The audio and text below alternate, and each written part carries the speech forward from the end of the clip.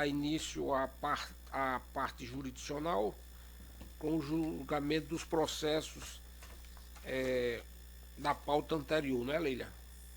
É o 150, é um agravo de instrumento 080 0412, dígito 30, agravante Marbella Residência Incorporadora Construtora Limitada, EPP, advogado Clara Biuro Pereira de Araújo, Paulo de Souza Coutinho Filho, agravado Fassolac Empreendimentos de Lazer e Turismo Limitada, advogado Daniel Milhon Viana Menezes, Danilton César Gomes da Silva e também Paulo de Souza Coutinho Filho, também nas duas partes, doutor Paulo.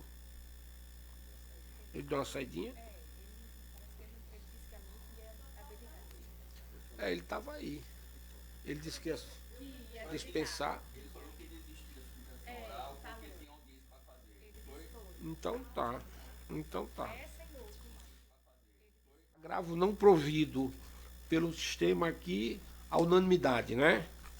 O próximo é o 151, apelação civil 081 4156, dígito 96, apelante Marcelo Freire da Silva, advogado André Araújo Munemassa, apelado Espacial Desenvolvimento Imobiliário Limitada, advogado Gleidson Kleber Lopes de Oliveira, Marcos Vinícius de Albuquerque Barreto, eu sou o relator.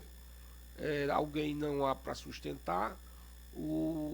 A apelação aqui pelo sistema foi provida parcialmente nos termos do voto do relator.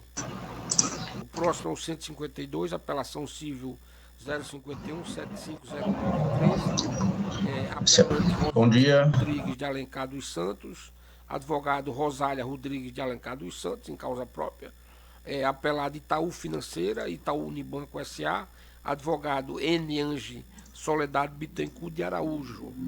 O 152, não há ninguém para sustentar, advogados. A apelação não foi provida pelo sistema, votação unânime.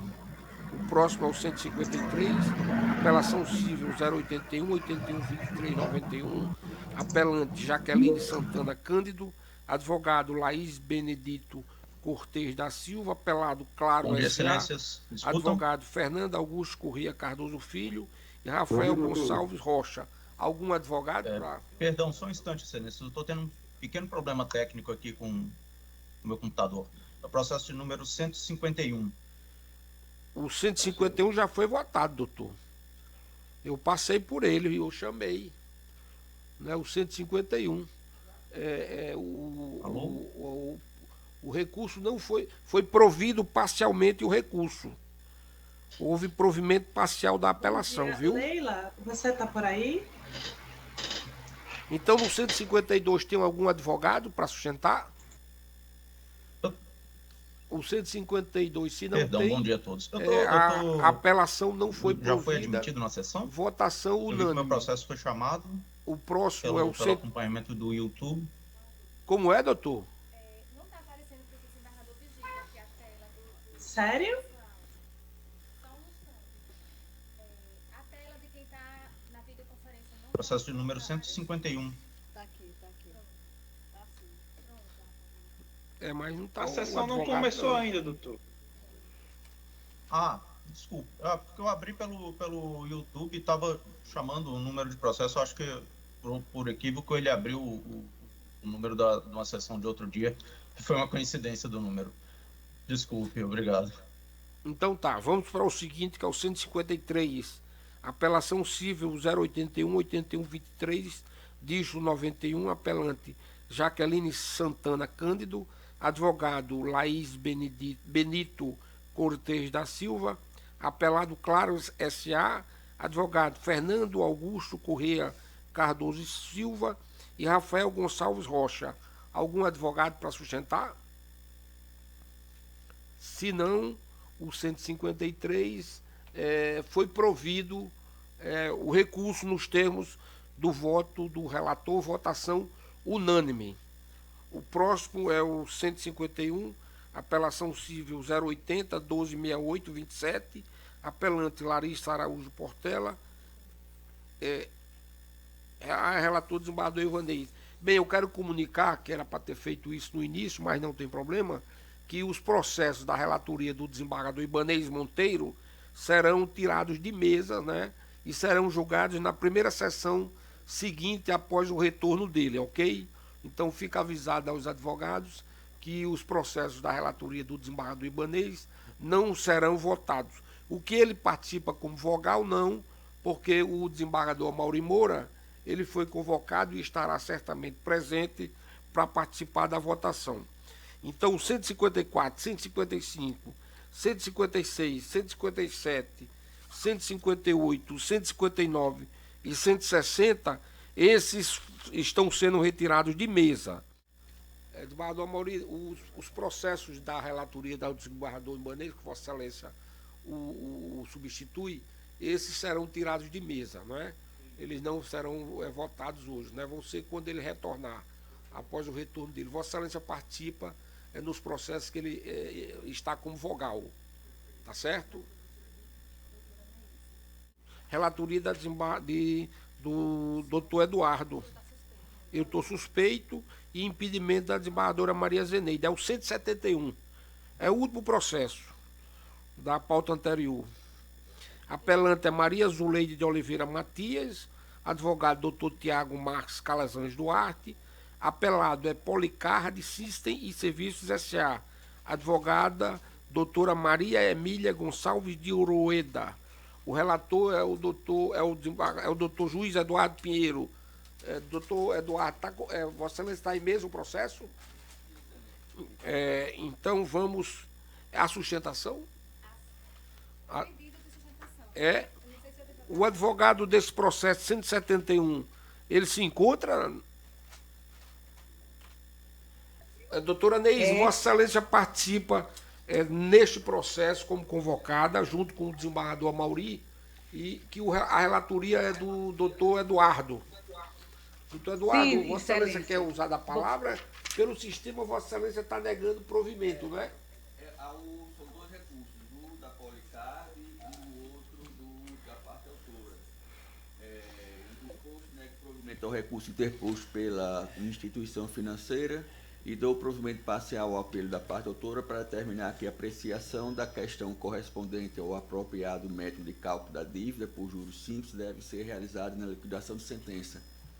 Então, é provimento parcial ao recurso da parte autora e desse provimento do recurso quando eu desligo o celular, eu fico sem som. do banco, então vou deixar ligado. da Policarde. Policarde, não é?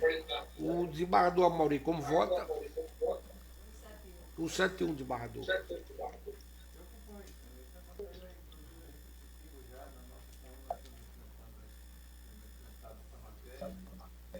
Estou acompanhando o relator. Doutora Maria Neise? Eu acompanho o relator, presidente.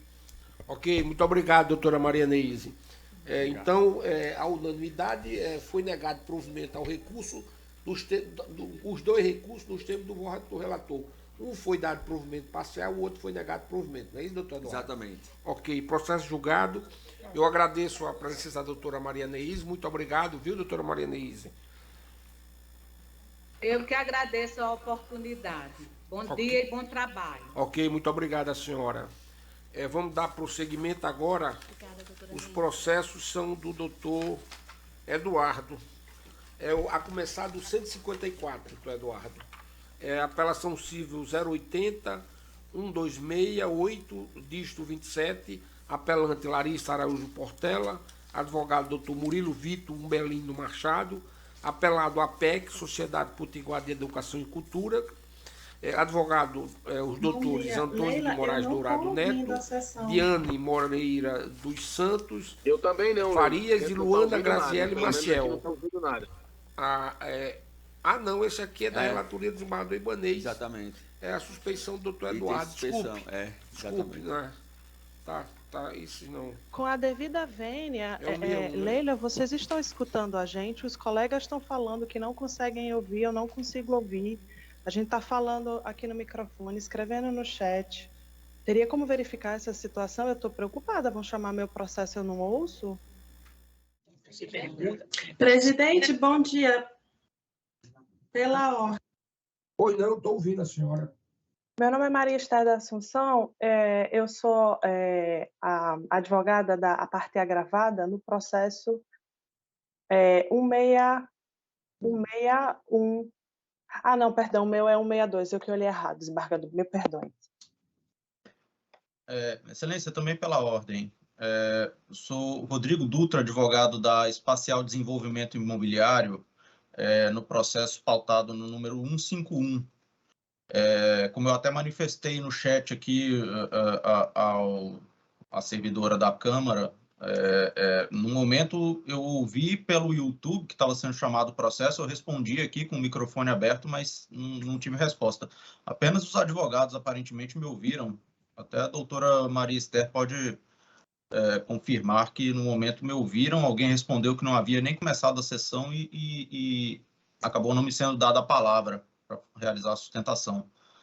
Gostaria que o processo fosse recolocado em mesa. Eu vou recolocar, doutor, o processo em mesa. Não se preocupe, não, quanto a isso. Vamos fazer isso. Agora, no processo que nós estamos a julgar, a relatoria do Eduardo, é o 161. Tem algum advogado para sustentar? O dele é 151.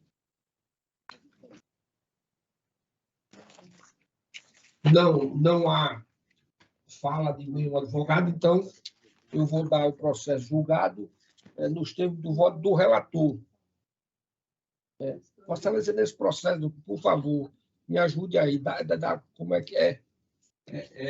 É um agravo. É um agravo, né? Discute apenas se é caso de desconsideração da personalidade jurídica. Sim. Eu estou mantendo a decisão dizendo que não é caso. O voto está bem simples, sim, mas está bem fundamentado. Então, Vossa Excelência não proveu o recurso. Não, porque estou mantendo a decisão dizendo que não há elementos capazes de tradução patrimonial desvio de finalidade, não servindo a relação do senhor Genário Alves Fonseca Júnior com as outras empresas, por si só motivar a quebra do sigilo bancário e fiscal, pelo menos até esse momento processual. Então, eu estou mantendo a decisão que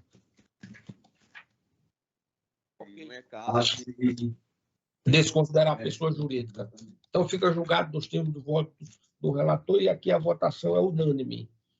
O 162, agora da doutora Esther, o agravo de instrumento 080-0327-44, agravante Fabiana Alexandre da Silva, advogado José Carlos Nunes Falcometa, agravado Maria José Freitas Souto e advogada doutora Maria Esther Alencar. Doutora Maria Esther vai sustentar? Sim, Excelência, bom dia.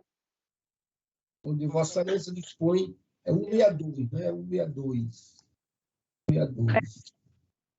Eu queria só fazer uma pergunta anteriormente. É possível compartilhar slides? Eu assisti uma sustentação que foi possível compartilhar, mas o botão está desativado. Então, só para saber se é possível ou não. Não é possível? Acho que Hoje não. Hoje não, doutor Esther. Então, pronto. Primeiramente, bom dia a todos. Cumprimento a todos na pessoa do excelentíssimo senhor desembargador presidente, doutor Virgílio, né, aos demais desembargadores, a doutor Eduardo, que é o relator, membro do Ministério Público, servidores, colegas advogados e público presente. Então, o caso deste agravo de instrumento, ele é bastante simples, na verdade. Trata-se de uma ação de reintegração de posse, em que ocorreu a seguinte circunstância, né? Eu represento a parte agravada, que foi quem entrou com a ação de reintegração de posse. E pediu-se a reintegração de posse porque a pessoa comprou o imóvel do proprietário dentro da cadeia de transferência do imóvel, está na posse do imóvel desde 2007 sem ter nenhuma turbação, até que, mais ou menos em junho do ano passado, percebeu uma construção irregular. Passou algum tempo, né, porque essa construção é na cidade de Sagi, então é longe da residência da agravada, que é aqui em Natal. Então, ela foi lá, viu que tinha construção, deixou recado, pediu para ligarem, foi outra vez, não conseguiu, disseram que era de fulano, disseram que cicrano, e o dono da tal da construção não aparecia. Como a construção não estava completamente dentro do terreno dela, ela achou que teria sido alguém que comprou o imóvel vizinho que estava errando em relação aos limites, e pensou que era algo que se resolvia, digamos assim, amigavelmente. Vendo que não tinha nenhuma solução, em agosto nós entramos com a ação de reintegração de posse. E aí, em um primeiro momento, a liminar não foi concedida porque a juíza entendeu que necessitaria de mais elementos para convicção em relação à posse, já que o imóvel é um terreno que tem alguns coqueiros plantados, que foram plantados pela minha cliente, que é agravada, mas não havia construção feita por ela. E aí a juíza precisava de mais elementos. Então, nós trouxemos uma conta de energia, o pedido de energia elétrica que foi feito em maio do ano, ou seja, cerca de 45 dias, mais ou menos, antes dela perceber a construção irregular. E aí foi feito esse pedido de energia elétrica, entrou-se lá e fez, olha, aqui, ó, essa construção irregular, o pedido de energia elétrica é agora, de maio desse ano. Está se provando que essa posse é uma posse de força nova, não uma posse de força velha. E a magistrada de primeiro grau reconsiderou a primeira decisão e emitiu a decisão deferindo a reintegração de posse, e essa decisão é objeto deste agravo. Então, o que é que a agravante alega? Ela alega que comprou a posse em 2005, que a posse retroage a 2001 e que começou a construir em 2019. Tudo o que ela diz é inverdade. E eu provo a inverdade dela simplesmente com os documentos que a própria Costa. Em primeiro lugar, o termo de suposta declaração de posse é feito e assinado pela pessoa que emitiu. Então, é como se eu fosse aqui na rua, visse um terreno com construção, sei lá, com as plantas, fizesse um documento para mim mesmo. Nesta data, este imóvel é meu. Pego este documento, assino, guardo numa gaveta e daqui a 5 anos vendo para outra pessoa dizendo que tem uma posse desse imóvel. Qual é a validade desse documento? Nenhuma. Então, em 2005, supostamente, esta pessoa vendeu para a agravante, Fabiana, este imóvel. Qual é o problema? É porque o termo de cessão de posse é assinado por Fabiana com o nome que ela adquiriu ao se casar em 2015.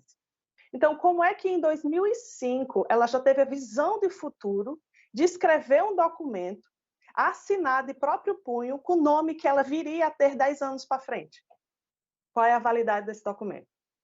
A agravante alega que a construção começou em 2019, questão de um barraco qualquer com trailer brasilite em cima. Começou em 2019. Junta nota fiscal? Não. Junta recibo, sem assinatura do vendedor, sem assinatura do recebedor, sem indicação do local de entrega. Qual é a validade desse documento? Nenhuma. Eu posso imprimir aqui do meu computador esse documento, botar várias coisas diferentes e dizer que foi de 5 anos atrás. Qual é a validade? Nenhuma. Então, a situação é que a senhora Fabiana, a agravante, manufaturou um contrato de cessão de 2005. Eu posso afirmar categoricamente que ela manufaturou, porque ela usou um nome que ela não tinha 10 anos antes. Isso, por si só, dá toda a tônica de como esse processo tem que ser interpretado. Do outro lado, eu tenho a minha cliente, que comprou de alguém que tinha escritura pública, com um selinho lá no verso, registrado em cartório. E agora eu vou dizer onde estão os ideias das informações que eu estou dizendo. O termo de cessão de posse, em que supostamente foi assinado em 2005, com o nome futuristicamente previsto pela agravante. ID 11529819. Data de casamento de Fabiana, 27 de março de 2015, quando ela passa a usar o nome Dantas. Antes o nome dela não era Dantas. Então, esse documento ele não existia em 2005. É impossível ele ter data anterior a 2005.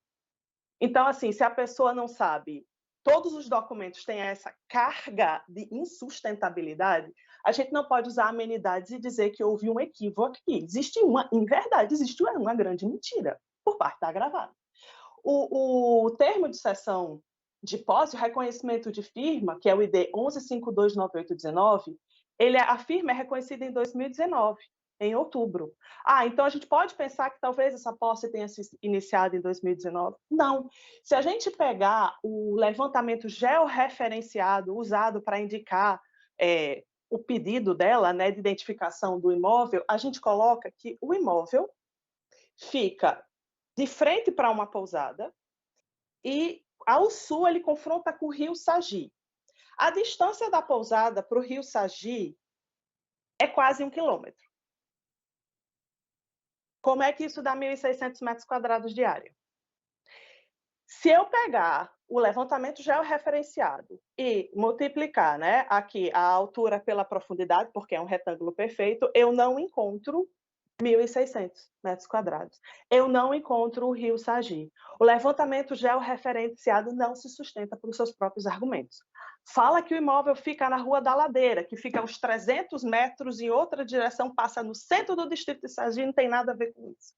Qual é a substância material do pleito da agravante? Documentos manufaturados, informações inverídicas e documentos com datas aleatórias. Não existe absolutamente nada a favor das alegações da agravante. E aí a gente entra para comparar qual é a situação da minha cliente, da senhora Maria. Ela comprou o imóvel de uma pessoa que ela já conhecia, que já tinha esse imóvel, que ela já foi lá em 2007.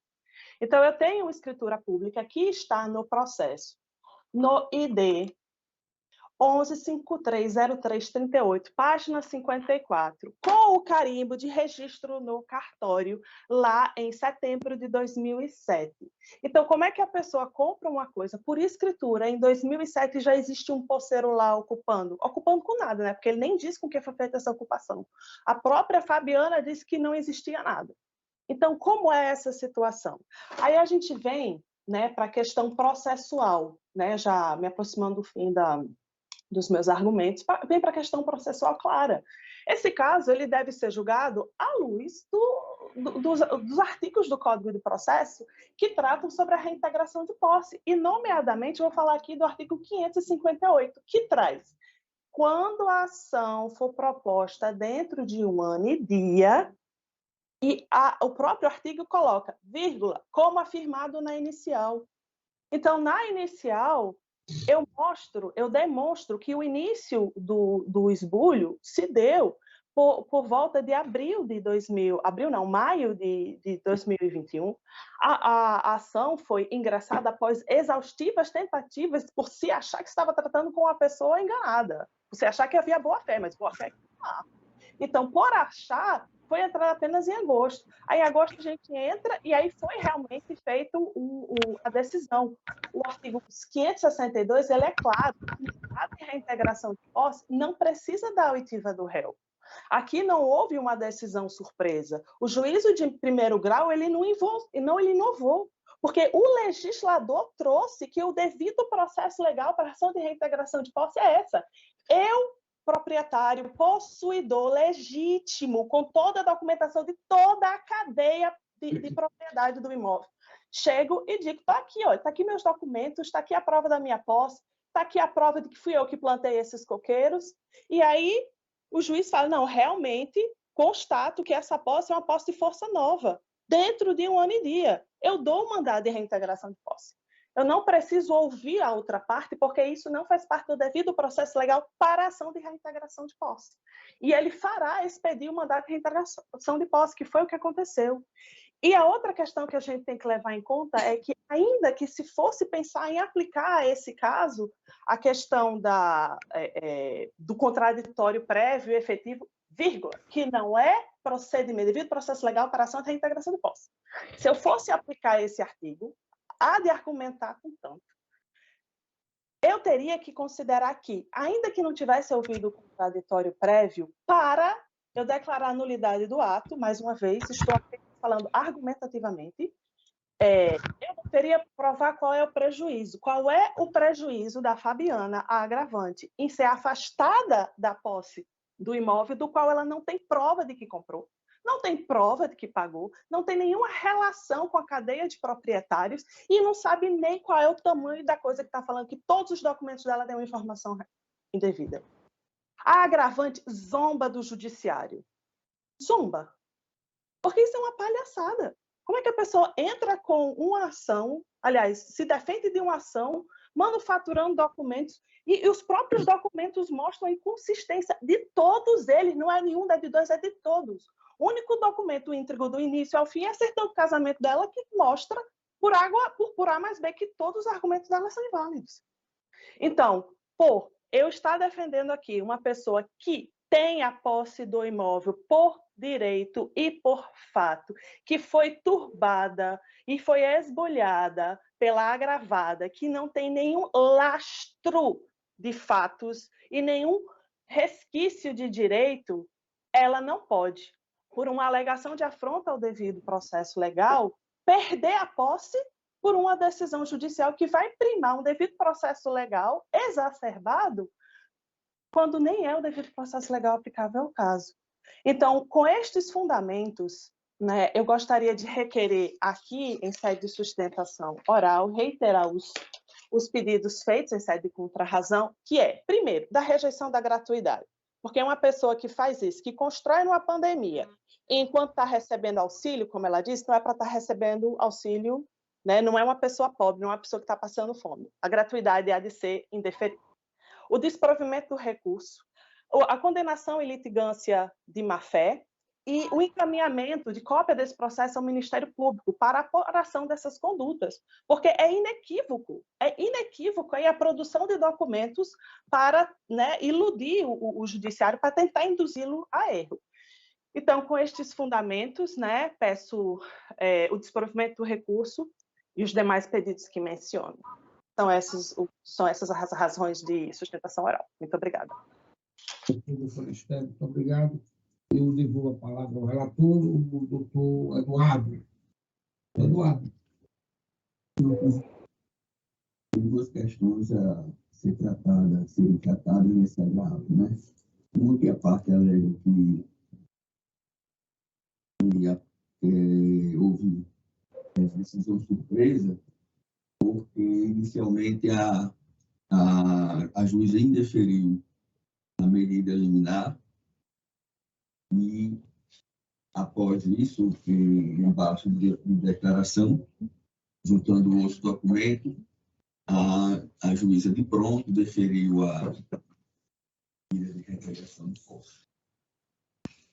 E tem outro argumento também, de fundamento da decisão, que aponta que desde maio, a parte que teria invadido, né, que ele tira como agravante, já tinha instalado energia elétrica no imóvel. E eu estou reconhecendo que havia sim a posse do terreno, aliado a isso, que houve sim após o desembarque de declaração, deveria, com a juntada de novos documentos, ter intimado a parte contrária para responder, e não de pronto, mediante o desembarque de declaração, ter modificado, né? Uma retratação inicial que ela tinha negado a medida inicial, liminar. Então, eu estou dando provimento, e aqui eu faço uma ressalva bem importante, de que, para revogar a validade do mandato de reintegração expedido por força de decisão agravada, aí que vem aqui porém, sem embargo de que possa o juiz, a qualquer tempo, desde que respeitado a contraditória processual, deferir tutela incidental de urgência, especialmente por fundamento em eventuais documentos e fatos novos. Então, eu estou dando provimento ao agravo e deixando desde já pronto que o caso do juízo entenda, possa deferir a medida liminar em razão disso eu dou provimento ao agravo de instrumento. É esse o voto. Desembargadora Maria Zenir. O presidente já está posto, inclusive, aí meu voto, acompanhando o relator. Acredito nessa fase processual, entendo que as razões postas no fundamento do voto do relator me convenceram realmente. Então, eu já estou acompanhando o relator. Eu vou pedir, Vênia, ao OMS, que eu vou dirigir. Após a sustentação oral da advogada, da agravada, me convenceu no sentido contrário. Então, fico aqui vencido, a votação por maioria, vencido do embargador Virgílio Macedo. Vamos para o seguinte: 163, agravo de instrumento 080, 033, 6, agravante é Plano Edificações Limitada Microempresa, advogado doutora Cleciane de Mendonça Vasconcelos, agravado Serviço Social do Comércio, SESC, advogada doutora Maria Tereza Lopes de Medeiros Cantilho. Algum advogado para sustentar? Não havendo advogado para sustentar, votação nos termos do voto do relator, votação unânime. 164, apelação e remessa necessária, 014-69971, apelante Lili do Brasil Limitada, advogado doutor Eduardo Luiz Bruck, Juliana Carvalho Silva, Espínola, Larissa Brasil Ribeiro Costa, Maurício Nunes Ferreira Costa e Richard Leinel Carneiro e Solano de Camargo, apelado Elias Soares Vieira, advogado doutor Paulo Cunha de Figueiredo Torres. Algum advogado para sustentação ou advogada? Não havendo, votação unânime nos termos do voto do relator. O seguinte é a apelação civil 0800-731-36, apelante APDPR, advogada doutora Elizabeth Azevedo Cabral Cavalcante, apelado LARJ, advogados doutores Isabel Tatiana Batista, Benévolo Xavier Figueiredo de Melo e Renato André Mendonça Rodrigues. Algum advogado para sustentar ou advogada? Sim, Excelência. Bom dia. Quem fala, por favor? Elizabeth Cavalcante. Elizabeth Cavalcante, está bem. Vossa Excelência é advogada na apelante, não é? Exatamente, Excelência. Vossa Excelência dispõe de... O relator é o desembargador Eduardo Pinheiro. Vossa Excelência dispõe de até 15 minutos. Obrigada. Cumprimento a todos através do nobre relator. Trato o apelo da decisão de primeiro grau que cortou o direito da menor na cota participação do genitor na sua educação. Excelência, inicialmente, clama a Corte a análise de várias documentações colacionadas aos autos. Entrou o apelado com pedido revisional, alegando desemprego e cessou totalmente o pagamento durante o ano de 2000. Diante da quebra do sigilo bancário, que durante o processo houve, verificou-se que mesmo alegando desemprego na carteira de trabalho, o poder aquisitivo tinha condizente com a manutenção da pensão, no patamar acordado por este mesmo. Houve um acordo, inicialmente, no processo de divórcio com pensão alimentícia, onde ele se 18% do salário, dos rendimentos, mais 50% da cota parte com a educação. Nos autos observa e clama por atenção que, mesmo mantendo vida abastada e extrato bancário com movimentação mais que suficiente para suprir as necessidades da menor, ao menor desejo deste, esse para de pagar, conforme se destaca 3 execuções de alimentos. Confiante no fato de que a genitora da menor, apelante, para não suprir com a manutenção básica da menor, desdobra-se trabalhando como autônoma, o apelado curte, sonega a pensão e subtrai os direitos da menor, condições para suprir as suas próprias necessidades, vida farta e de bom vivan, conforme comprova nos próprios autos do apelado. O desequilíbrio decorrente da decisão atacada é gritante. Suporta a apelante com moradia, educação, saúde e esporte. Ao genitor, subsiste o pagamento de tão somente 18% cortado pela decisão a sua obrigação com 50% do gasto com a educação. Nos autos no ID 138-62159, demonstra o custo anual da menor com a educação. Só o custo com a educação é de R$15 mil anual. No ID 138-62160, a escola declara que durante o ano de 2021, os pais, apelante e apelado, juntos contribuíram com a educação regular, esporte, ginástica e ainda valor do serviço de tempo integral.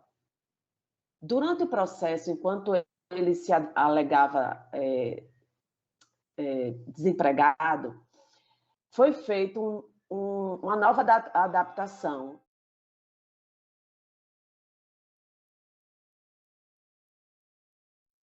aumentando o valor dos dias, aumentando os dias que passava com o pai, e por razão, quando ele começou a trabalhar em novembro de 2020, ele passou a pagar tempo integral na cota parte dos dias que teria que acompanhar a criança. Então, assim, o pai, durante todo o ano de 2020, ele pagou esporte, lazer, educação, pensão alimentícia, e todos os ele cumpriu com todos os acordos que ele fez. Meados de dezembro, sai a decisão.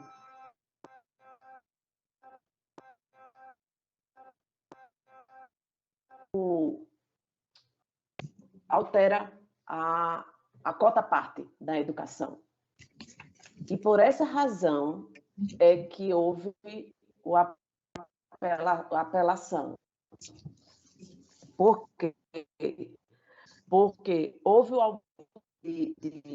a necessidade, continua a necessidade dos estudos da menor. Foi cortado 50% da educação e foi inalterado o valor dos rendimentos. Então, ela continua com 18% de pensão alimentícia sobre os rendimentos do genitor, só que foi cortado a ela o direito à educação, desequilibrando as condições financeiras total da mãe. Por quê?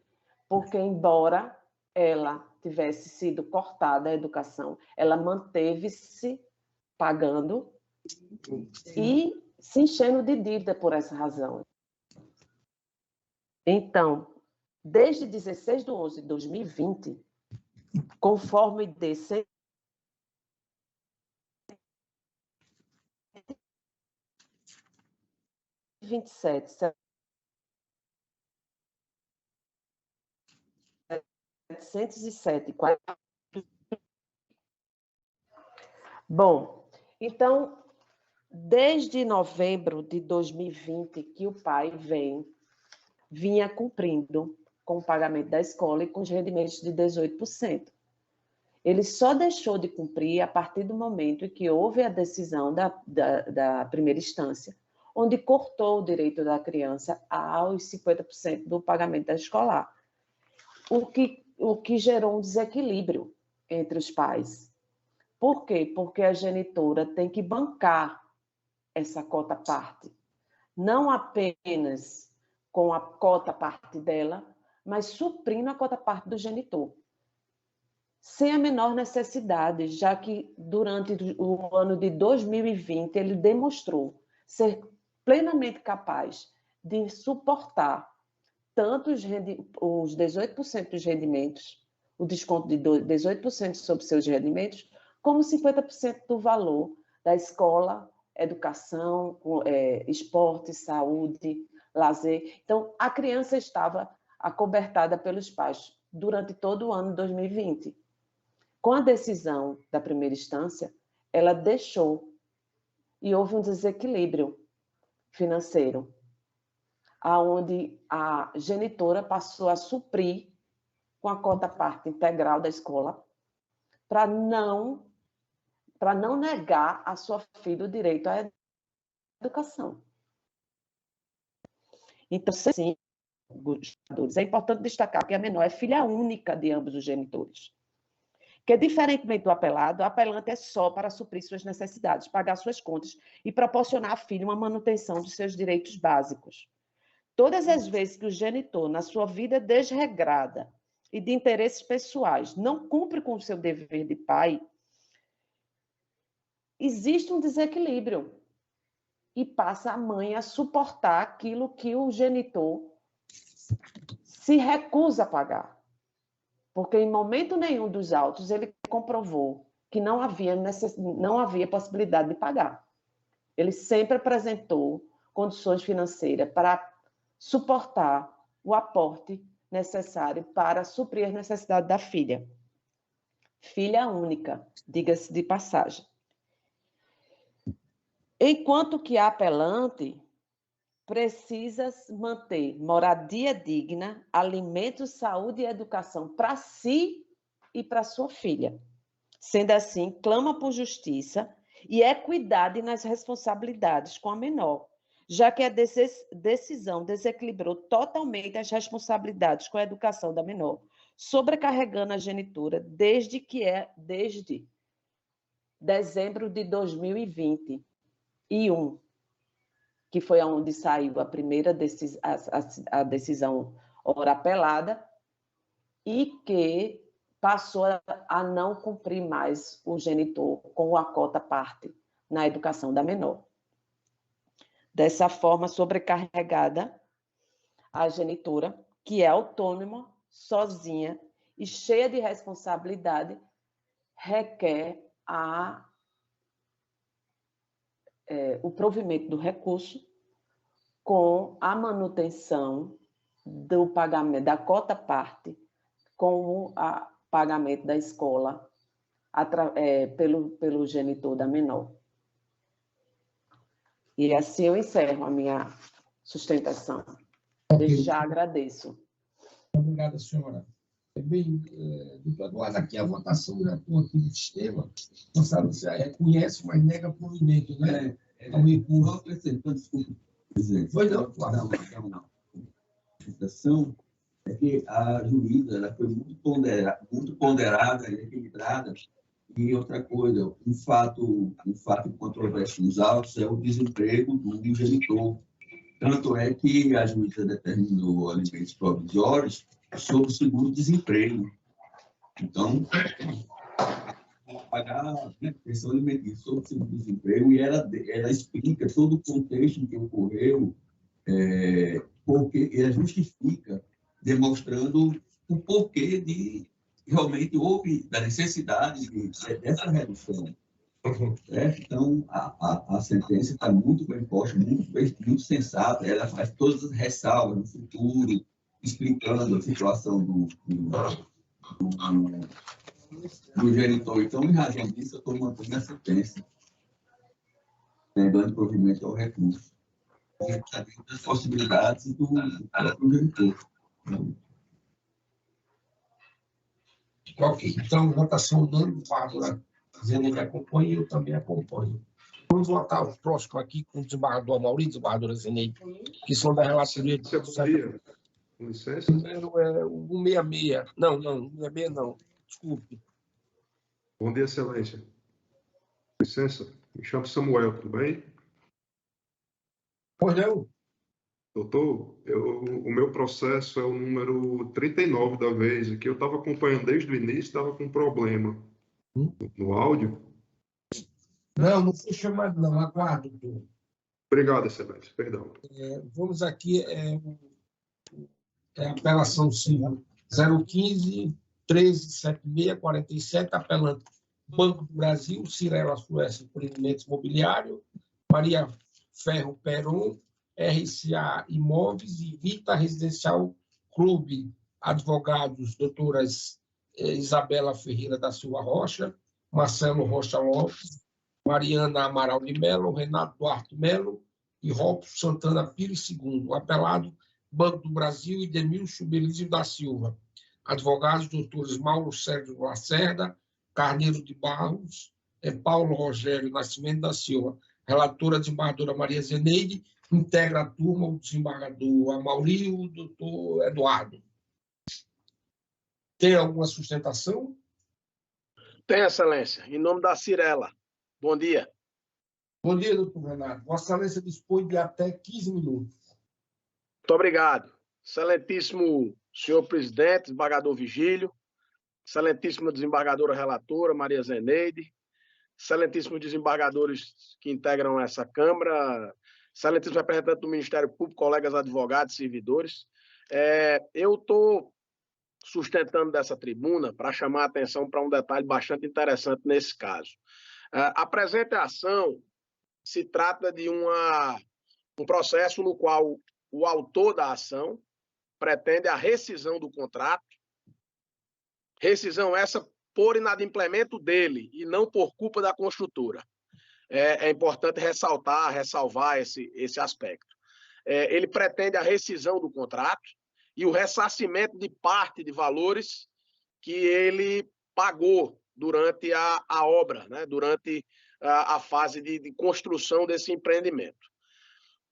A sentença de primeiro grau, ela julgou procedente em parte os pedidos autorais e declarou rescindido o contrato de compra e venda, declarou abusiva a cláusula 10.3, que eu ressalto aos senhores, é uma cláusula que prevê percentuais de retenção, mas o juiz Wacó entendeu que os percentuais fixados nessa cláusula eram abusivos, portanto, declarou essa cláusula abusiva e determinou que fosse retido 15% do valor pago pelo apelado, autor da ação, a título de ressarcimento, para que ele fizesse frente à parte do que ele pagou, ou seja, do que ele pagou, a sentença garantiu a ele o direito de ressarcimento de 85% dos valores. Além disso, condenou o Vita, que esse pleito não tem relação direta com a Cirela, a pagar as despesas condominiais, né? Reconheceu a ilegitimidade da imobiliária,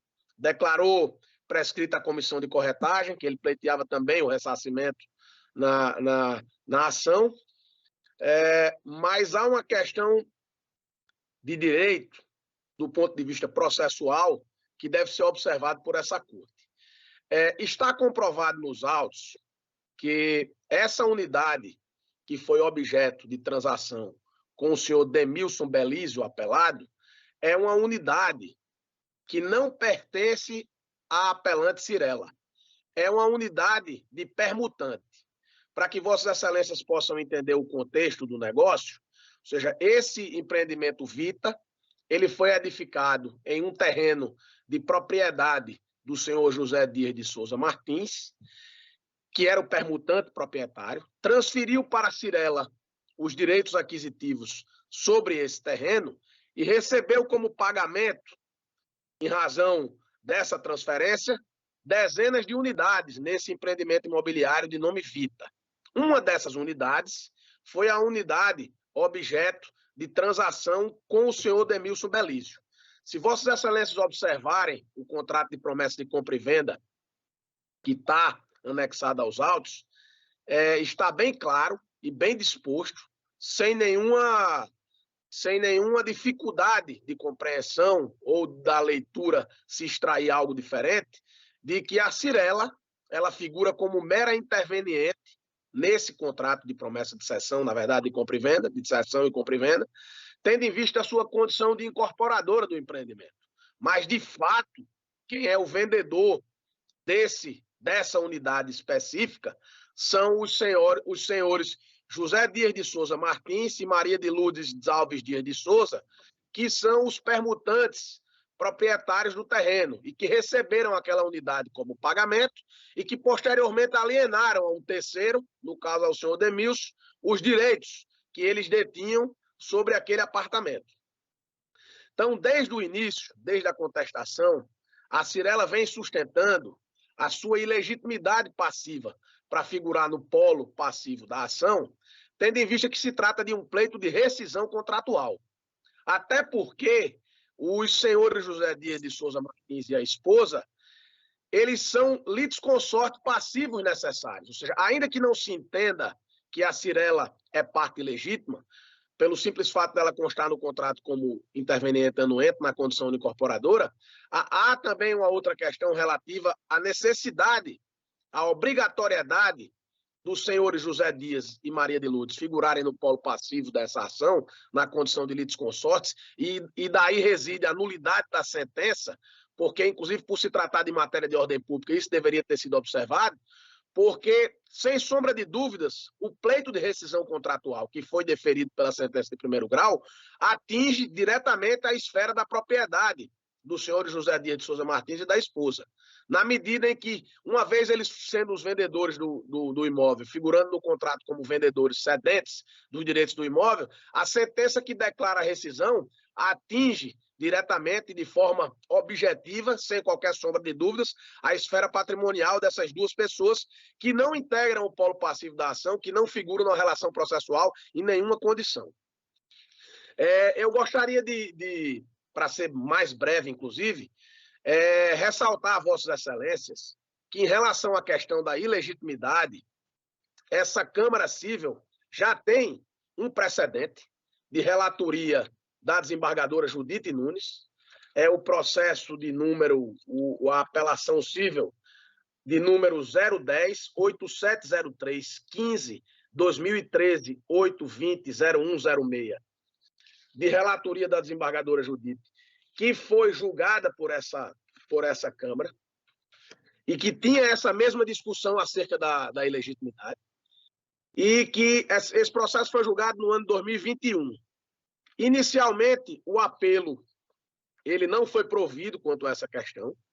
A Cyrela interpôs embargos de declaração e essa Câmara, verificando que, de fato, havia uma omissão no acordo, ela deu provimento, acolheu os embargos e reconheceu a ilegitimidade passiva da Cyrela, num caso idêntico a esse, na qual se trata de questão referente a uma rescisão de um contrato de promessa de compra e venda, idêntico a esse, e que está se discutindo nessa questão. Inclusive, no voto da desembargadora Judite Nunes, que foi seguido de forma unânime pelos pares, ela diz que deve-se reconhecer que a empresa recorrente não atuou como vendedora da unidade autônoma objeto da lide, tampouco recebeu valores referentes ao negócio de compra e venda em questão, não havendo justificativa para essa integrar o polo passivo da demanda,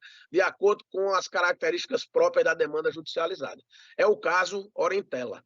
Então, essa Câmara já se pronunciou, ressalto, reitero, sobre um processo idêntico a esse, no qual o contrato é semelhante, a Cyrela figura na mesma condição de interveniente anuente e reconheceu, sim, a ilegitimidade passiva da incorporadora para figurar no polo passivo.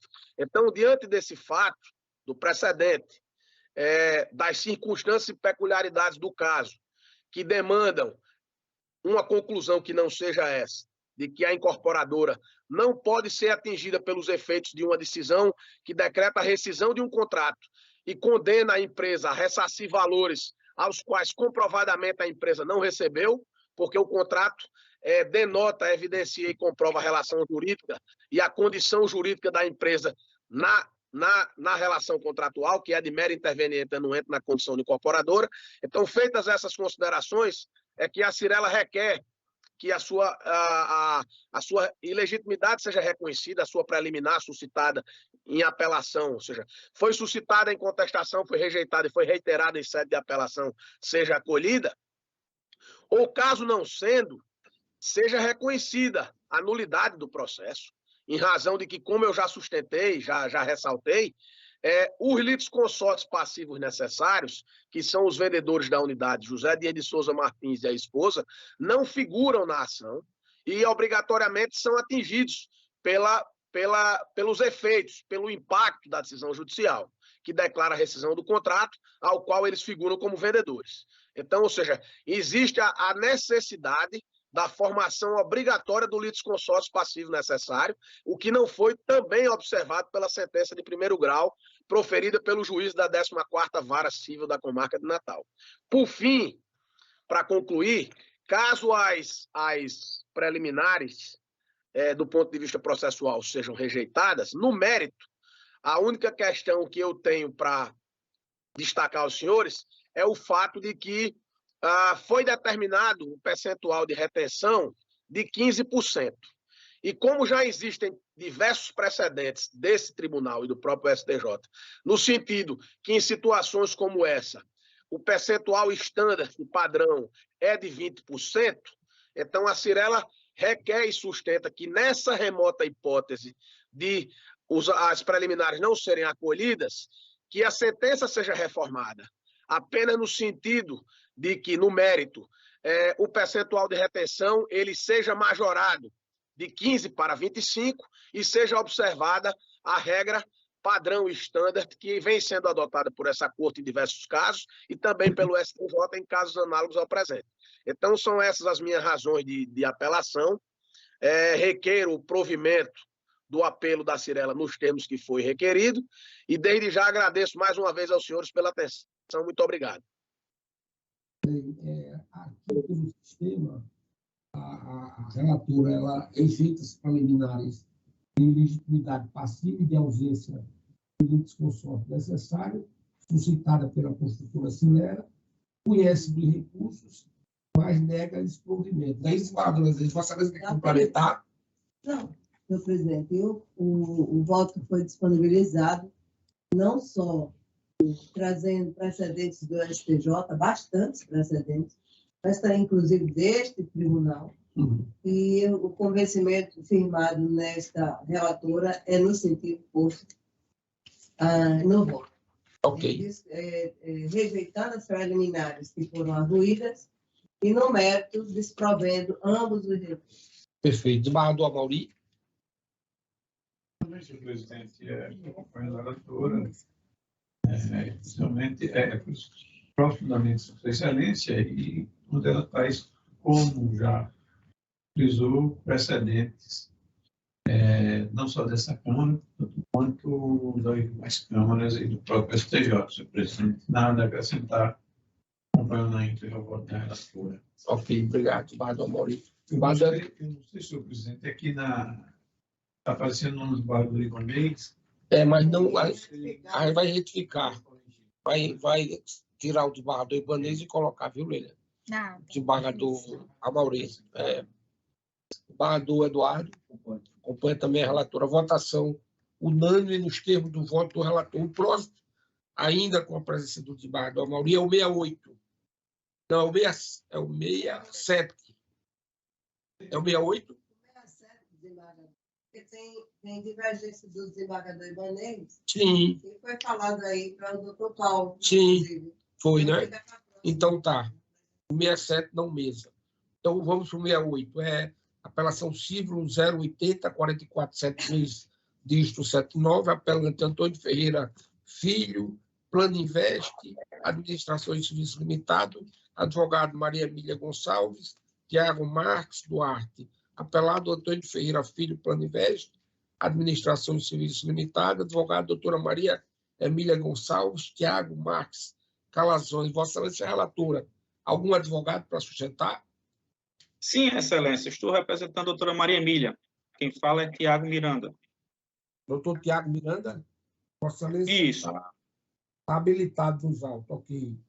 Vossa Excelência dispõe de até 15 minutos, doutor. Agradeço, Excelência. Vossa Excelência fala por quem? Nós somos apelantes e apelados nesse recurso. Reciprocamente, apelante e apelado. Ok. Pois não. Excelências, bom dia a todos, né? O presente recurso ele se trata de uma apelação onde o recorrente requer a revisão de juros pactuados, visando o recálculo de todo o contrato de empréstimo que foi realizado e, ao final, ele requer restituição de valores pagos a maior, afirmando ainda que esse recálculo deve ser efetuado pelo método Gauss, né? Bem como requerendo a restituição de suposto indébito e afirmando que essa restituição deve ser feita de forma dobrada, né? Os pedidos autorais eles não devem prosperar, visto que essa repetição do indébito só é passível se reconhecida comprovada a má-fé do prestador, o que de fato não ocorreu, pois foi ele quem buscou a prestação dos nossos serviços de empréstimo, né? Quanto à utilização do método Gauss para recálculo de toda operação, esse pedido também não merece prosperar, uma vez que o referido método é inconsistente matematicamente e descaracteriza a capitalização de juros, né? Já que esse método ele toma como referência o retorno do investimento que um determinado valor pode proporcionar, sendo as prestações compostas de capitais e juros, né? Assim, em virtude de uma capitalização composta que ocorre no cálculo de retorno, essa prestação calculada pelo método requerido pelo autor, o método Gauss, ela é menor. Assim, se caso o que se busca é a eliminação de capitalização de juros, ela não deve acontecer nem para uma parte, nem para outra, né? Então, temos que, diferente das alegações contidas na exordial, a ré entrou em contato com a parte autora, né? Após a autora solicitar uma simulação de saque, informando, nesse contato foi informado tudo, valores de prestações, juros a serem aplicados, bem como o valor que ia ser disponibilizado para a parte autora através de cláusula em contrato, né? Assim, temos que nenhuma cobrança foi abusiva, nem se deu com desconhecimento da parte autora. E, por isso, requer-se o provimento da apelação da OAB Brasil e o improvimento da apelação de Antônio Ferreira Filho. Ok? Ok. Bem, pelo sistema aqui, a relatora ela, nega provimento antes do recurso, não é isso, desembargadora? É, senhor presidente. Então, desembargador Amauri, como vota? Estou acompanhando. Pois não. Esse é o 168. Não, é o 68. Desculpe, pronto. 68 só porque... Desculpa. Vossa Excelência vota como? Acompanha a relatora. Votação unânime nos termos de voto da relatora. O 75 agora é a apelação civil 081 3234 55. Apelante é Unimed Natal, advogado Dr. Murilo Maris Faria Neto, apelado Erneide Gomes Barbosa, a Unimed também, advogados doutores Altair Soares Rocha, André Augusto de Castro e Vitor Pinto Maia. Pagador Zaneide, a relatora. Algum advogado ou advogada para sustentar? Excelência, estou pela apelada. Quem é que fala, por favor? Altair, doutor Altair Soares da Rocha Filho. Pela apelada Erneide, não é? Exatamente. Vossa Excelência dispõe de até 15 minutos. Excelência, bom dia. Perdão. Traz que esse apelo está desprovido. Ele está falando pela... Apelada. Isso. Você ainda fazer... A desembargadora relatora, doutor, está desprovendo o recurso. Vossa Excelência quer ainda sustentar? Não, estou bastante satisfeito, Excelência. Então, tá. O que o desembargador Amauri acompanha? Acompanha, Excelência. Doutor Eduardo? Também. Votação unânime nos termos do voto da relatora. E, finalmente, 83, que é a apelação civil 083 9864 80, apelante Rosenilde Ribeiro da Silva Macedo, advogado Clodonil Monteiro Ferreira, apelado Planivest, Administração de Serviços Limitada, advogada doutora Maria Emília Gonçalves de Rueda. Algum advogado ou advogada para sustentar? Sim, Excelência, estou aqui novamente. Só pela apelada. Pela apelada? Isso. Isso. Espera aí, deixa eu ver aqui o voto da relatora.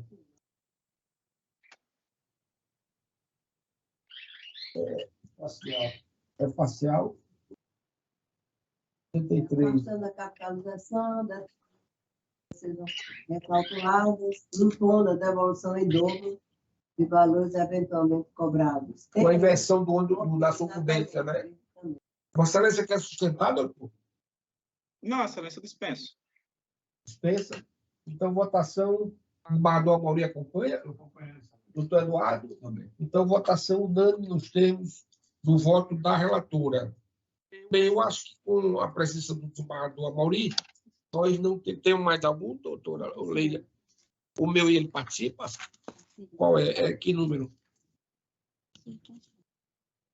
Ele participa desse outro? Ah, não. Só são 3 o Barra do Amorim, só 3, tá? Então tá. Primeiro é o 14, que é um agravo de instrumento. Certo. Tá. O 14, que é um agravo de instrumento 081, 26, 86, 27. Agravante Viviane Renata Camila Araújo. Advogado Dr. João Paulo dos Santos Melo. Agravado APEC. Advogado Dr. Antônio de Moraes Dourado Neto. E Diana Moreira dos Santos Farias. Luana Graciele Maciel. E Urbano Vitalino de Melo Neto. Algum advogado para sustentar?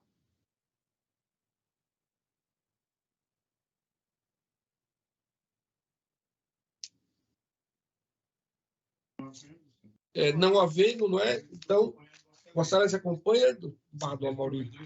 Desembargadora Maria Zeneide. Ah, tá. Não tem aqui não, desembargadora, mas ok. Doutor Eduardo. Então não vai poder. Vai ficar faltando um. Né? Vai ficar faltando um. Vai ter que aguardar o desembargador Ibanez. Fez a convocação do desembargador Hamilton, mas ele não garantiu estar presente. Então... Vamos deixar para a próxima. Vamos para o 19. O agravo de instrumento 81, 3859986. Agravante é a Pivida. Advogado Priscila Coelho da Fonseca Barreto. Agravado Antônio Gabriel Gomes Silveira. Francisca Daniela Clementino da Silva. Advogada doutora Calil Lamarque Silvério Pereira. Algum advogado ou advogada para sustentar neste processo? Sim, Excelência. Quem é? Cibele. Doutora Cibele, Vossa Excelência fala em nome de quem? Do Apivida. Do Apivida. Não consta aqui o nome da senhora, mas tudo bem. Vossa Excelência está aí falando é porque está habilitada, não é? Então, Vossa Excelência tem até 15... Deixa eu ver aqui esse recurso. Do Amorim é mais ligeiro do que eu. Ele é agravante, não é isso? 19. Não provimento do... Opa, desculpa. Vossa Excelência dispõe de até 15 minutos, doutora Cibele.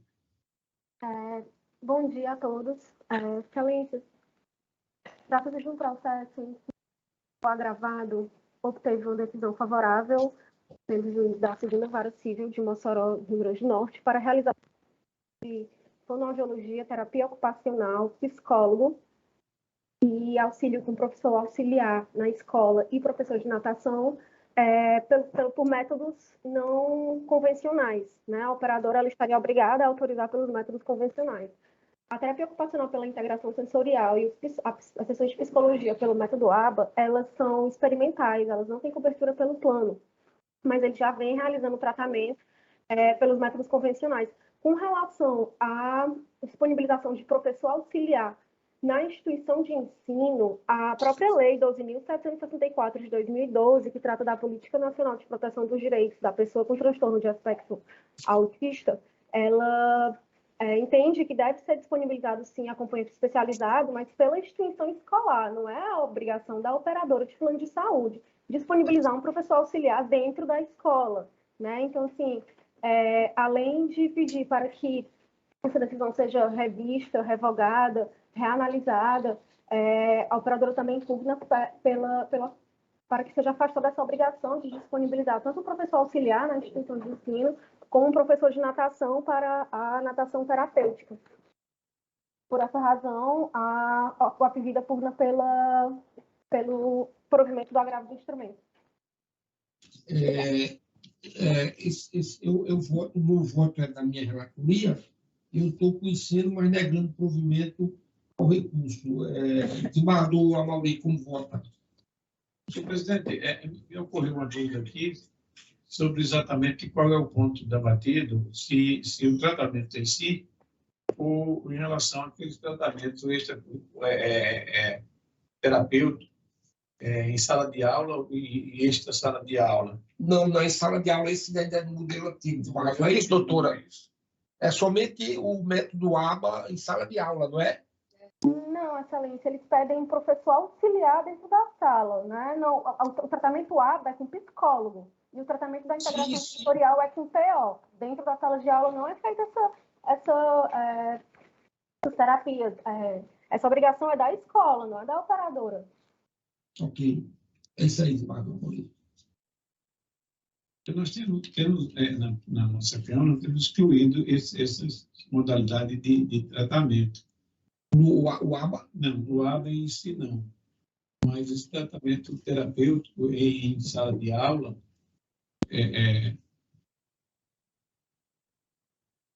essa integração sensorial, é isso? Sim. Eu vou... Porque a questão do tratamento em si, do método ABA, isso que está pacificado, não é? Agora, a discussão que se faz é que, às vezes, alguns magistrados estão concedendo um tratamento não só em sala de aula, tanto quanto em residencial. Eu não sei se seria exatamente isso, mas eu vou pedir vista apenas para focar nesse detalhe.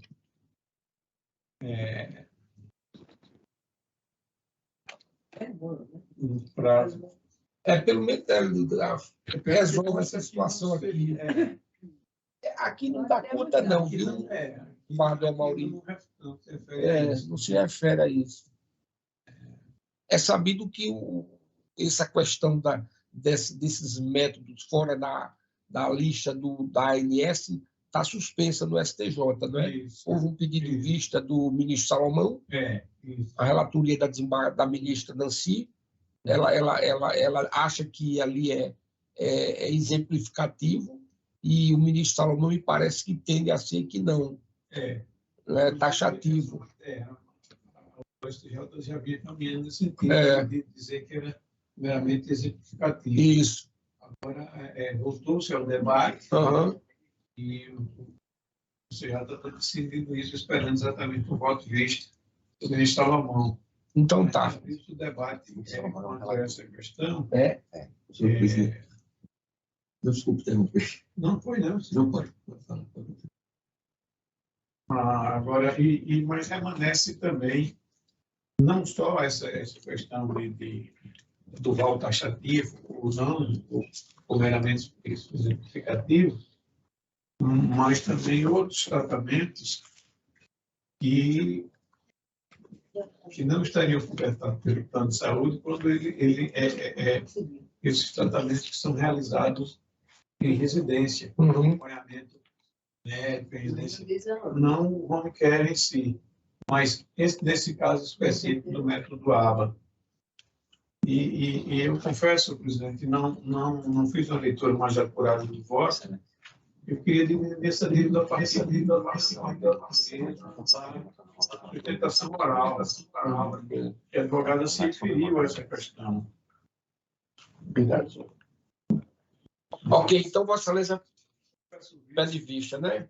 O doutor Eduardo aguarda, né? Eduardo, só observação que eu acho que é pertinente, de observação, a informação. Recentemente, no março desse ano, o que aconteceu? O STJ anulou um acordo aqui no tribunal mesmo, digo-se que a esposa promotora, ele atuou no processo, que foi ao tribunal, essa tese, né? O tribunal agasalho, que é apenas exemplificativo.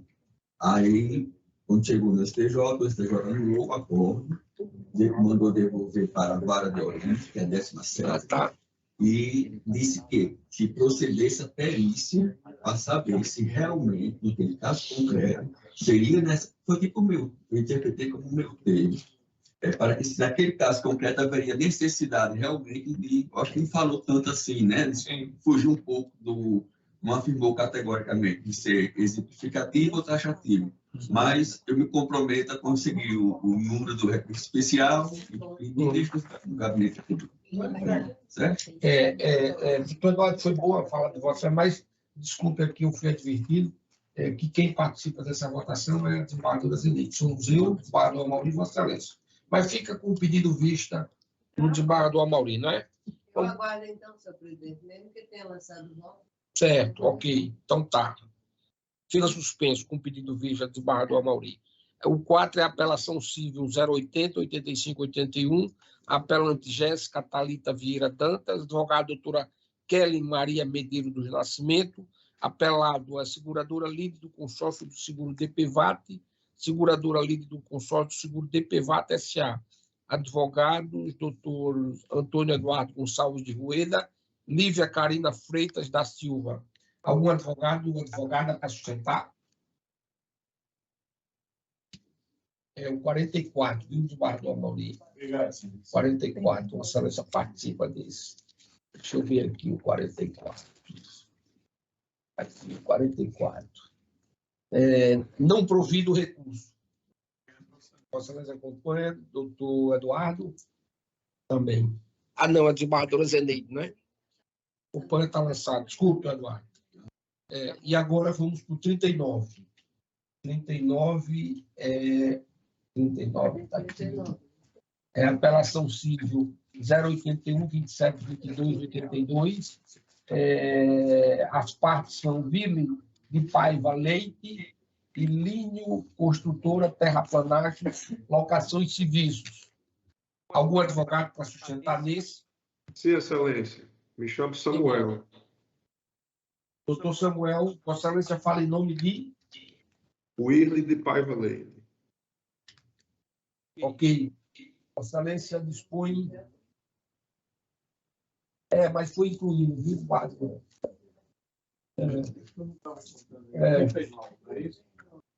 39. Vossa Excelência fala pelo Willy, que é apelante, não é, doutor? Na verdade, o Willy é apelado. Ele é apelado, Willy? Isso. Quem interpôs a apelação foi Lino, né? Lino Construções. Lino Construções, então, é quem é apelante? Isso. É porque eu acho que está cadastrado...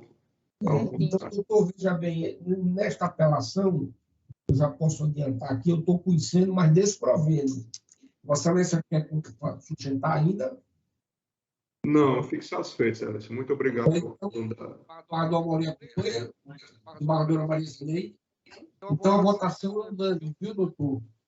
Muito obrigado. Pelo desprovimento da apelação. Tenha um bom dia, satisfeito.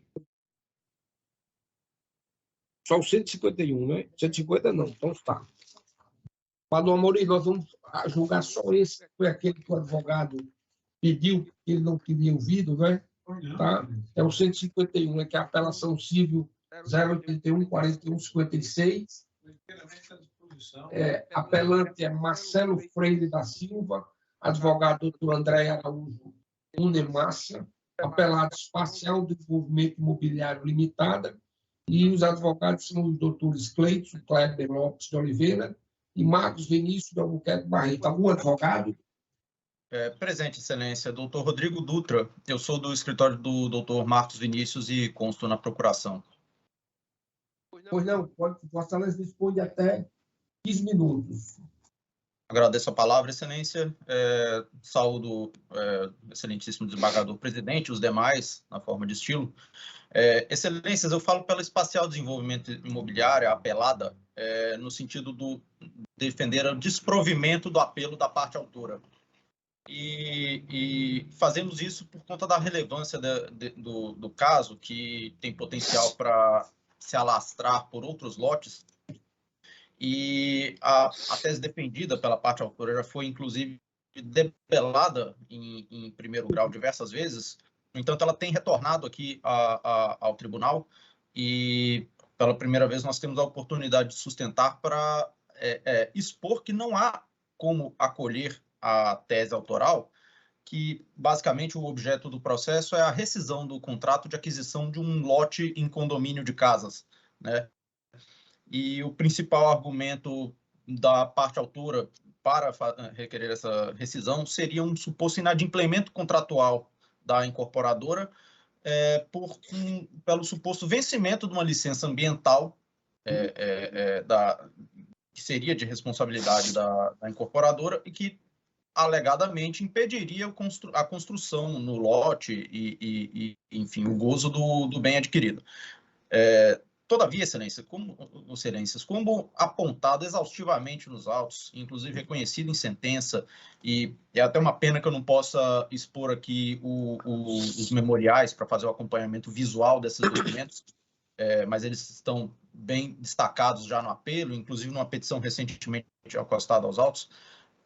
A tese é absolutamente insustentável, porque a licença que se diz vencida tinha por um único objeto, que era a autorização à empresa para instalar o canteiro de obra e executar as obras de infraestrutura civil num condomínio de casas, né? O arruamento, instalação de rede coletora de água, de iluminação, né? Construção das áreas comuns, né?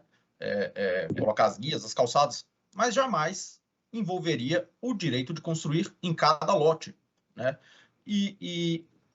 Obviamente, essa licença se exauriu no momento em que foi concluída a obra. E está provado nos autos que o empreendimento recebeu o habite, né, que sabidamente, pela legislação de Parnamirim, marca a conclusão final de todos os procedimentos autorizados de construção, ou seja, o condomínio foi devidamente regularizado, foi entregue sem nenhuma ressalva pelo próprio município de Parnamirim.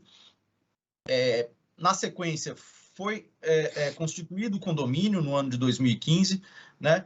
No entanto, em 2019, o autor, que, embora tenha comprado em 2014 e ratificado o contrato num aditivo em 2019, se sai com essa alegação de suposta impossibilidade de construção para pugnar a rescisão contratual.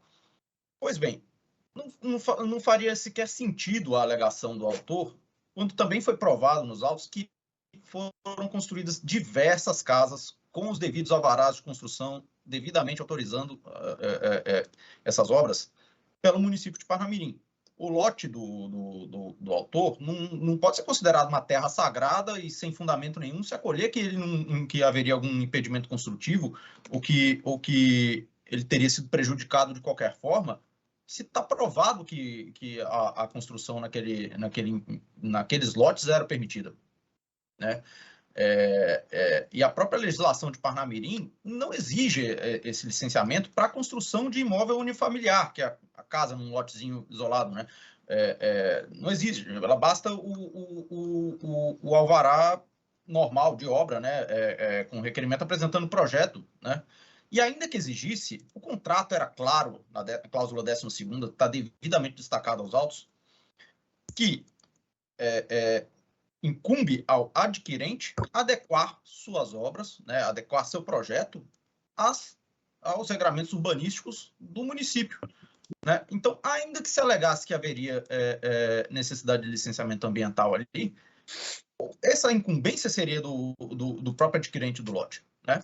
E mais, ainda que se alegasse que existisse, sim, um dever de haver licenciamento para existir o condomínio em si, o condomínio está constituído desde 2015, Excelências. Apenas em 2019 ele veio alegar isso. Se a obra recebe habite, se constitui o condomínio, qualquer licenciamento ambiental para permanecer na área, para funcionar qualquer coisa, é da pessoa jurídica que agora administra aquela estrutura, né? Não existe na lei de incorporações imobiliárias, nem legislação nenhuma, obrigação eterna de uma incorporadora, de uma construtora, de cuidar, de zelar pelo licenciamento ambiental contínuo de um empreendimento já entregue. Então, pelo que foi exposto aqui, embora eu saiba que a questão já veio à mesa em outras oportunidades, eu cumpro aqui meu papel de reforçar esses fundamentos, Excelências, e pedir que seja desprovida a apelação, seja mantida a sentença e se reconheça que não havia nenhum vício no contrato, na relação entre as partes, tampouco nenhum problema que impedisse o uso do lote. Ok, senhor. Muito obrigado, doutor. O voto ele foi disponibilizado e eu estou dando provimento parcial à apelação no sentido de condenar o apelado à imediata devolução do valor pago pelo apelante e autorizar a retenção da parcela de 25% do valor total adquirido devendo o ressarcimento, em consequência, limitar-se a 75% da quantia total já adimplida, incluindo-se no referido montante o eventual pagamento a título de sinal. O desembargador Amaury, como vota? Desembargadora Maria Zeneide? Senhor presidente, acompanhe Vossa Excelência. Então, eu proclamo o resultado, votação unânime, conhecida e parcialmente provida a apelação. Tem mais, Leila? Só se tiver algum desses que o senhor chamou no início, que não tenha ouvido. Não, isso já foi trocado. Não, então já foi. Tem uma suspeição. Tem uma suspeição. Qual é? O número 67, o número 66 tem impedimento aqui. 167, esse 166 também tem, tá certo? Todos eles vai participar.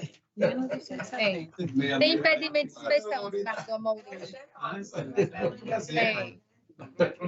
Com exceção do 170. Então, vamos começar pelo 66. Vamos começar pelo 65, já foi. Que foi uma sustentação da doutora Elizabeth.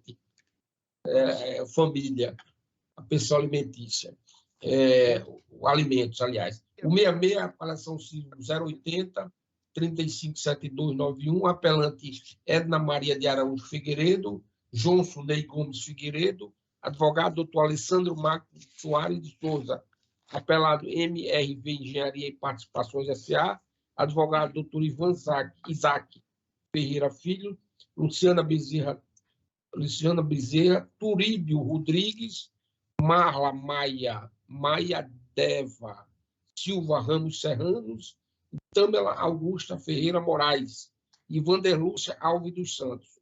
Relator é doutor Eduardo. Impedimento da desembargadora Maria Zeneide. Então, integra a turma do doutor Eduardo, desembargador Amaury e eu. Doutor Eduardo, da mesa? Sim, 66. Deixa eu ver aqui. Alguém para sustentar?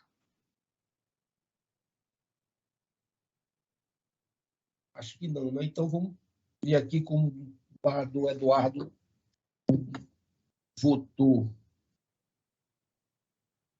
Voto. A questão de correção monetária para a parte do financiamento houve um atraso na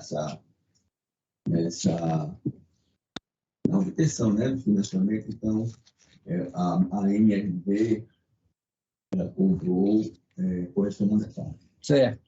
Então, Vossa Excelência nega movimentar os recursos, mantendo inalterada a sentença. E majora os honorários advocatícios, né, em 1%, nos termos do artigo 85.11 do CPC, né? Desembargador Amaury.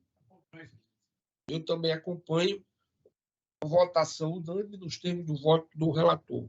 167, a suspeição aqui é minha. Então, vai integrar a turma, o doutor Eduardo, desembargadores Amaury e Maria Zeneide, né? É a apelação civil 080, 4728, 56, apelante Francisco Reginaldo dos Santos, advogado doutor Tiago Marques Calazans Duarte, apelado Policard Systems Serviços S.A. 67, doutor Eduardo, Vossa Excelência, deixa eu ver como vota. Alguém para sustentar? Não tem. O recurso interposto pela Policard e do parcial provimento ao apelo da parte autora, somente para determinar que a apreciação da questão correspondente ao apropriado de cálculo ou juros simples deve ser realizada na liquidação de sentença. Ok. Desembargador Amaury? Sem divergência. Desembargadora Maria Zeneide? Votação unânime nos termos do voto do relator. 68. Apelação civil 080, 65, 46, 43. Apelante Francisco Francelli de Souza, advogado doutor Tiago Marques Calazans Duarte, apelado Policard System e Serviço S.A. Advogada doutora Maria Emília Gonçalves de Rueda. Eu sou suspeito, o relator é doutor Eduardo. Como vota doutor Eduardo? É praticamente o mesmo caso, né? O recurso da Policard, o provimento parcial da parte autora, para determinar que a apreciação da questão correspondente ao método de cálculo da dívida, pois o surto deve ser realizado na expressão de sentença. Isso, ok. Como vota o desembargador Amauri? Desembargadora Maria Zeneide. Votação unânime nos termos do voto do relator. O 169 é apelação civil 081-7660, 42, apelante Planinvest, Administração e Serviços Limitada, advogada doutora Maria Emília Gonçalves de Rueda, apelado o Severino Milton de Souza, advogado doutor Tiago Marques Calazans Duarte. Deve ser a mesma matéria, né, doutor Eduardo? O 169... sentença e do provimento em parte o recurso da parte autora da demanda para condenar a ré a proceder com a restituição em dobro dos valores cobrados indevidamente, que é o entendimento da turma. Ok. Né? O valor indevido. Isso. Desembargador Amauri? Desembargadora Maria Zineide? Ok, votação unânime nos termos do voto do relator. O 170, apelação civil 0829158, dígito 77, apelante Mariana Gomes Azevedo, advogado doutor Eduardo Ferrari Lucena, apelado é o Estado do Rio Grande do Norte, e o relator é o doutor Eduardo, 170. Alguém para sustentar? Boa tarde, bom dia, excelências. Tem sim. Vossa Excelência, como é o seu nome? Meu nome é Danilo Andrade. Vossa Excelência fala em nome de quem? Da Mariana Gomes Azevedo, apelante. Vossa Excelência é o 170, não é 170. Eu vou dizer. Vossa Excelência dispõe de até 15 minutos, doutor. Certo, eu vou tentar ser bem breve. A apelante opôs os embargos de terceiro, requerendo a desconstituição da penhora realizada na execução fiscal embargada, a fim de que fosse mantida a posse dos imóveis em razão da adjudicação realizada em outra execução fiscal, a qual vem sendo paga até hoje pela apelante. Após a apelada ter reconhecido a procedência do pedido e concordando com a desconstituição da penhora, foi proferida a sentença, convalidando a tutela de urgência e julgando procedente o pedido para reconhecer a ilegalidade da penhora sobre o imóvel da apelante. Contudo, a sentença condenou a apelante ao pagamento de custas e honorários advocatícios no percentual de 5% sobre o valor da causa, nos termos do artigo 85 do CPC, sob o entendimento de que a apelante teria dado causa ao deslizamento dos embargos por não existir a anotação da adjudicação no registro junto ao cartório competente. A apelante interpôs o recurso de apelação requerendo a parcial reforma da sentença, em especial para que seja invertido o ônus sucumbencial e, com isso, seja condenada a Fazenda Estadual ao pagamento da verba honorária. Ao justificar que a apelante teria procedido o registro da adjudicação do imóvel junto ao cartório competente, o juiz Walcó, com o devido respeito, fechou os olhos para o caput do artigo 85 do CPC, o qual é expresso no sentido de que a sentença condenará o vencido a pagar honorários ao advogado do vencedor. Conforme consta da sentença, o pedido da apelante foi julgado totalmente procedente para reconhecer a ilegalidade da penhora sobre o imóvel, o que torna legítima a cobrança dos honorários em favor da apelante. Uma vez que a Fazenda Estadual se trata de parte vencida na presente demanda. Tanto é verdade que a apelada sequer pleiteou a condenação da apelante em honorários advocatícios, pois apenas pleiteou para que fosse afastada a sua condenação ao pagamento dessas verbas. O juiz Walcó também não observou que essa averbação somente ocorreu por conta de motivo justificável, haja vista que a apelante entendeu que deveria aguardar a quitação integral do parcelamento da adjudicação para, após isso, realizar o registro. A apelante vem pagando esse parcelamento até hoje, e o que significa que o juiz Walcó deveria considerar esse fato ao fixar a verba honorária.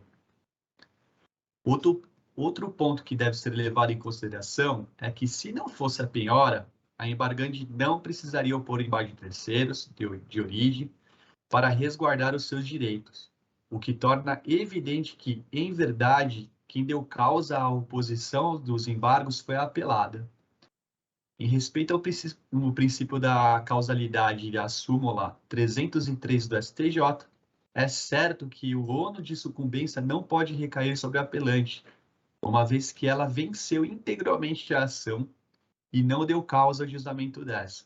Pede-se, portanto, para que a apelação seja provida. Ok, obrigado, doutor. Bem, pelo voto aqui, o doutor Eduardo pode complementar e dar provimento parcial ao recurso, né? Apenas para reduzir os honorários advocatícios e sucumbência ao montante de R$8.000, mantendo inalterado os demais termos da sentença. É isso, doutor? Exatamente. Aí, mantendo a sentença que eu reconheço o princípio da causalidade na fixação dos honorários advocatícios. Ok. Bárbara Zeneide acompanha? Acompanhando, senhor presidente. Eu também, votação unânime dos termos de voto do relator. O 171 não vai poder ser julgado, porque aqui tem a minha suspeição. Já foi com a doutora Neise. É o da doutora Neise, desculpe, tá bem. Mas, Amauri, realmente, os processos que Vossa Excelência estavam convocados estão findos, a não ser que Vossa Excelência atenda o pedido da desembargadora Zeneide e queira ficar conosco até o final. Eu gostaria muito de fazer uma dupla satisfação. Primeiro, de atender a desembargadora Zeneide, depois de poder permanecer aqui. Mas, lamentavelmente... É uma satisfação para todos nós. Obrigado. Querido, faz falta em qualquer momento, viu, querido? Quando a Zeneide é exagerada. Não, é verdade. Todos nós o admiramos profundamente, né? Corretíssimo. Verdade. Obrigado. Corretíssimo. Isso me gratifica, sobre o modo, e me traz uma responsabilidade maior ainda. Né? Pois é, a sobrecarga. Não sei onde é que eu vou arranjar outra credencial para poder continuar gozando desse conceito. Né? Isso e é assim, muito me custa. Todo dia já vê esses credenciais. Eu agradeço, Excelência, e peço autorização para me ausentar. Naturalmente, o prazer e a honra de estar aqui com Vossa Excelência e sempre pronto a atender o chamado quando deprecado for. Deferida com muito lamento. Em relação ao processo que eu pedi de Excelência, como já houve sustentação, eu penso que não haverá necessidade eu lançarei meu voto. Certo. Né? Isso.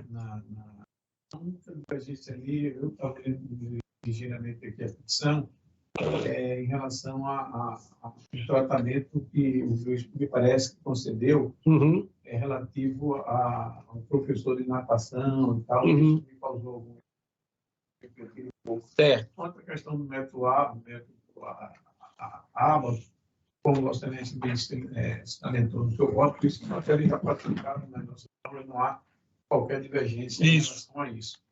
Mas eu vou apenas fazer uma leitura que confesso que não fiz como deveria ter feito, mas lançarei meu voto no sistema, independentemente de... Não, eu aguardo, porque vamos ler, né? Porque se houver alguma divergência, eu tratarei. Tá certo.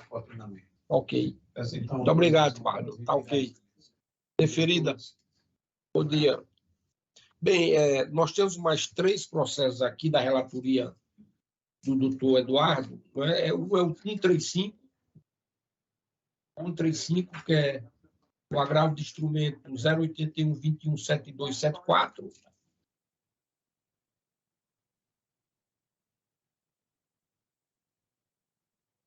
Que o agravante é Theo Veríssimo de Oliveira Araújo, e o advogado é a advogada doutora Aline da Silva Costa, o agravado é Irandir Veríssimo de Oliveira Neto, e a advogada doutora Clara Acucena Silva Santos. O doutor Eduardo é o relator. Eu pergunto se tem algum advogado ou advogada para sustentar. Sim, Excelência. Como é o nome da senhora? Aline Silva, pelo agravante. Pelo agravante, por Theo, não é, doutora Aline? Exatamente. Vossa Excelência, deixa eu ver aqui. Vossa Excelência dispõe de até 15 minutos. Certo. Doutora Aline, eu sei que Prazer, mas veja bem, o relator está dando provimento ao agravo que Vossa Excelência subscreve. Certo. Muito obrigada, Excelência. Então, satisfeita. Satisfeita? Então tá. Então, o doutor Eduardo, né, mantém, fica assim, votação unânime nos termos do voto de Vossa Excelência, ok? Então tá. Vamos para um 143, apelação civil 081-61476, apelante Max William Cavalcante de Oliveira, advogada doutora Kelly Maria Medeiros do Nascimento, e apelado é a seguradora líder de consórcio do seguro DPVAT, advogado doutor Antônio Eduardo Gonçalves de Rueda e doutora Lívia Carina Freitas da Silva. O relator é o doutor Eduardo Pinheiro. Alguém para sustentar?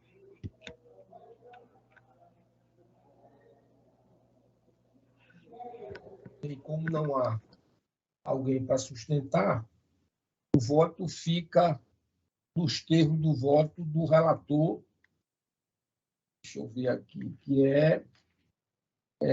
nega provimento ao recurso da seguradora líder e dá parcial provimento ao apelo do autor, Max William Cavalcante de Oliveira, para, reformando a sentença, majorar os honorários advocatícios em R$ 900.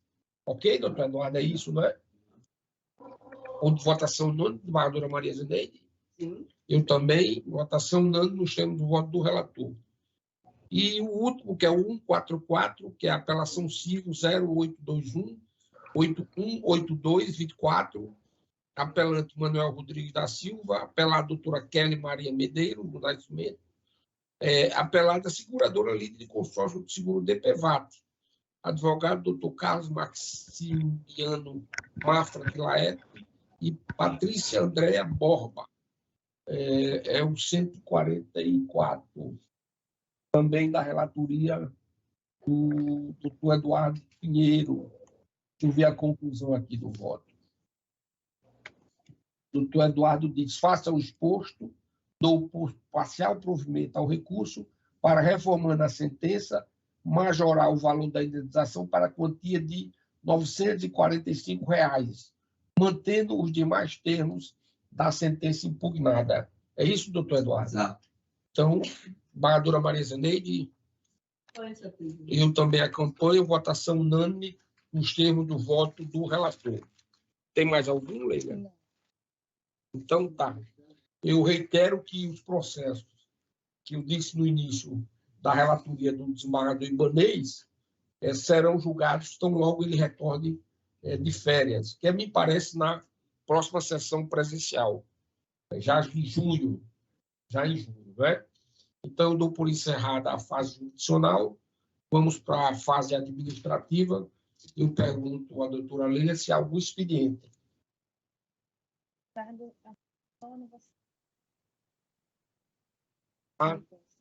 Então, tá, expediente para leitura nenhum. Então, não há expediente para leitura. Em proposições e comunicações, a comunicação é que este mês ainda temos o aniversário da dona Ceissa, que é a esposa do desembargador Manuel dos Santos, né? Todos aprovam? O doutor Silvio também? Com certeza. Então, fica consignado, vai ser enviado o expediente. Mais nenhum, não. Proposições eu não tenho, desembargadora Maria Zeneide. Eu queria deixar registrado, como é a primeira oportunidade que nós temos, com relação ao falecimento da nossa colega, que constrangeu, né?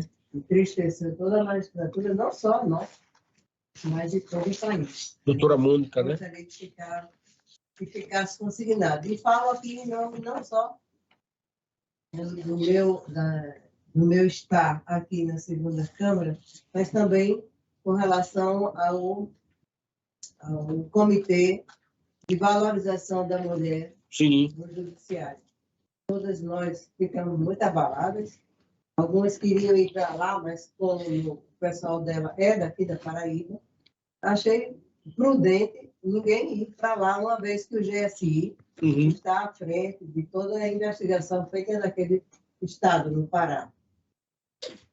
É isso, senhor presidente. Não, muito justo. E, no segundo momento, dizer da satisfação, da alegria de vê-los pessoalmente e nos abraçarmos hoje no convívio dessa segunda Câmara, não só nós, mas doutor Silvio, né, os meninos aí do suporte, Leila e todas nós, Fátima e Flávia, e todos, enfim, que estão aqui. É muita alegria nossa, nós estávamos realmente precisando desse aconchego, que é o que nos falta, até quando a gente anda por aí, que não tem isso.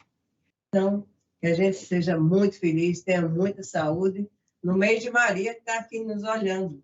Nós estamos Maria. em maio, mês de Maria, recebi um presente aí do meu querido Eduardo, que foi a Roma, e lembrou-se de mim. Que coisa trouxe uma boa. santa fantástica, que já está, inclusive, aqui. Hoje é no dia meu de Nossa Senhora- de Maria Auxiliadora. Hoje é. Hoje.